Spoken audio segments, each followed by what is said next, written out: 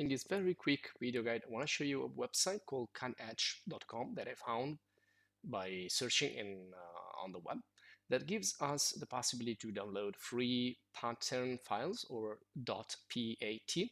So the pat files can be used as texts, can be used as tileable patterns, and they can be used like for technical drawings like this one here, for example.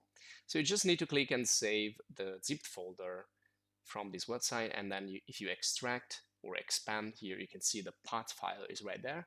So once it's downloaded, it's free to use, royalty free, so you can use it in your projects, whether like our graphical projects, or like architecture or design and technical drawings, blueprints, etc., etc. So the website, you can find it by searching directly on Google. If you just type like free hatch pattern CadHatch. CadHatch is the name, so you should see it in the first results. If you scroll down in your results in the search engine you're using, and then you have other, other results. I found this from a FreeCAD forum, so you can use it in FreeCAD, you can use it in LibreCAD, you can use it in Photoshop, you can use it in other graphic design. So if you want to know more about this software, you can find them in a channel like FreeCAD, LibreCAD, etc., etc. You can also find a Photoshop course and a GIMP course, which is the free alternative, open source alternative to Photoshop.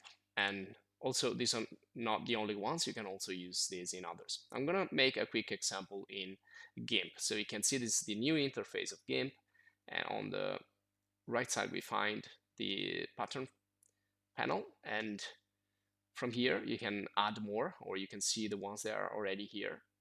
You can also use them in your graphic design, and if you click, you can open up the folder where they are stored. So if you copy and paste the new ones in here, then you can use it from here. So these are all patterns files, as you can see, all .pat.